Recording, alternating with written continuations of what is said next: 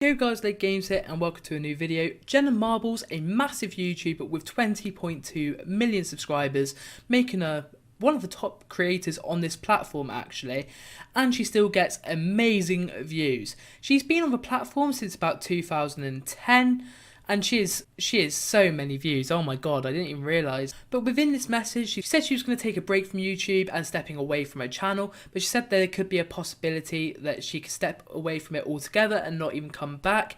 And I think that is devastating for YouTube. One of the biggest creators, person who's still so active on their channel, gets so many views, and someone who has so much history on the platform. I think it's really wrong for her to leave, or even wrong for her to be in a position where she had to leave. So the first thing she addressed was that people said she was doing blackface, and it's a video titled "What Nicki Minaj Wants in a Man." It had 14 million views, and this was uploaded years ago now. Well, I'd just like to state that if you go to another video uploaded around that time, it seems like she's quite orange anyway, without being mean or rude. So is that the way she, did she just get a lot of fake tan back in the day? Is that just the way she, did her makeup?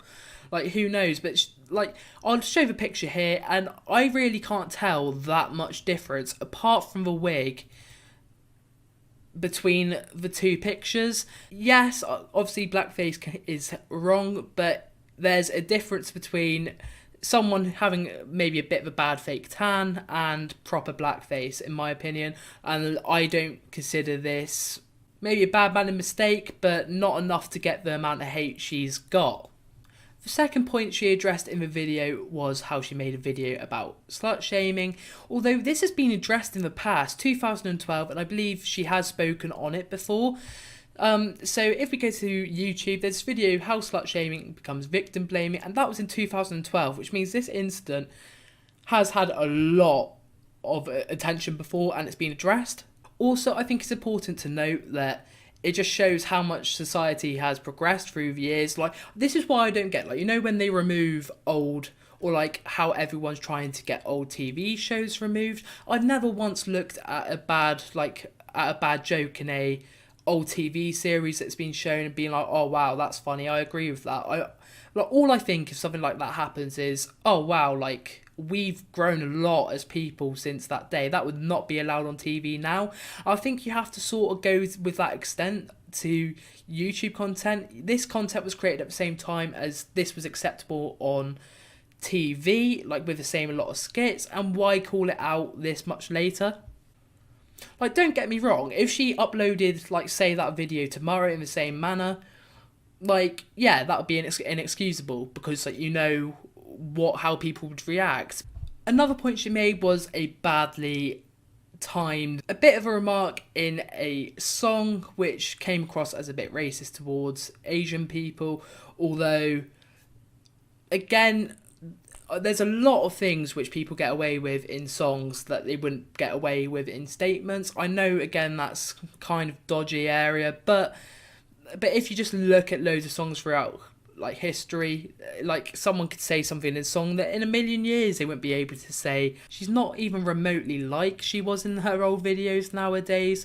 She's a completely different person. If it was someone let's use Trisha Paytas for example, where she's been having scandal after scandal after scandal for year on year, and she hasn't grown as a person, then I would get cancelling. Although Jenna Marbles, nowhere near the same person as she was back then, and that's evident in her new videos. And I'm going to say the exact same thing as I said in the Sky Jackson video, where it's okay to call out someone on behaviour if you don't think it's acceptable, but cancel culture takes it to a whole new level. Sky Jackson doxed, for example, that is completely wrong in its own sense. But Jenna Marbles, cancel culture is bad because it's one thing, if there's evidence, presenting that evidence, letting people form their own opinion, and then there's cancel culture, which turns into harassment and almost bullying the person who made a mistake, and that is where it crosses that line. And it's so common nowadays, and it's where people don't read into stuff properly as well, so these are misinformed opinions as well. So it's just so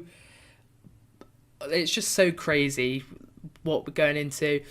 And if we're not careful in the future, we're going to go into a time where if you make one mistake, it can haunt you for years.